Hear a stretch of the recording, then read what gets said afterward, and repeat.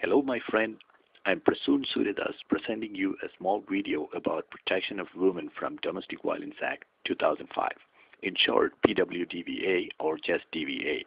The first part of this video will show you some of the predefined offenses, and the second part includes discussions that came in various TV channels over the past several years. When you hear about domestic violence, the picture that comes to your mind would probably be a drunken man beating his wife. In other words, physical violence. If this is the only thing coming to your mind, then my friend, you are completely wrong. If you have a woman in your household, or if you have lived with a woman ever in your lifetime, you will come under the purview of this act. Keep watching this video and educate yourself. Section 37 of DVA gives central government the right to define the rules regarding execution of the Domestic Violence Act.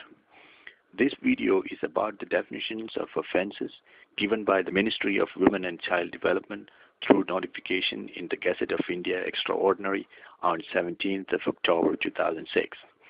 I'm going to show you the contents of the form as defined in the DVA rules that an aggrieved woman needs to fill out while reporting a domestic incident of violence. Here is the broad classification of violence: economic violence, dowry-related harassment, physical violence, verbal and emotional violence, sexual violence. You might be thinking too hard to figure out what exactly this economic violence is. Hold your breath. Here is what it is: not providing money for maintaining you and your children. Remember, this is the form that the aggrieved woman has to fill up, so the you here means the aggrieved woman. Not providing food, clothes, medicine, etc. for you and your children. Non-payment of rent in case of a rented accommodation. Non-payment of other bills such as electricity bill, etc., etc., etc. Here, the Act does not consider the man's earning potential, neither it considers the ability of women to make a living. So it has become a legally imposed liability on men to pay for women and children regardless of women's education, financial status, or earning potential. In other words, if a man tells his wife, working wife, that last month I paid the tuition fee of the kid, this month you take care of it, then he is committing an offense as per this act. Forcing you out of the house you live in. No one will disagree to this rule, but here is the catch.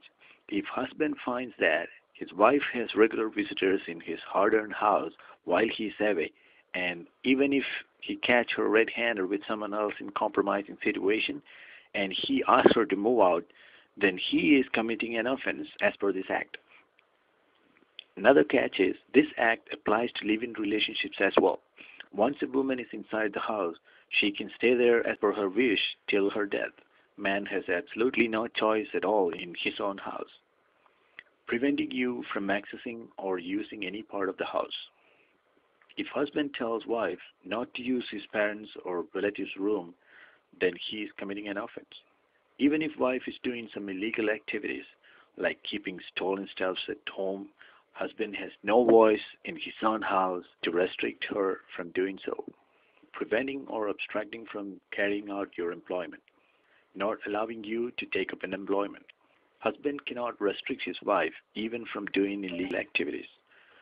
Or if he show his disagreement in doing a job that he thinks is inappropriate for his social status, then he is committing an offense.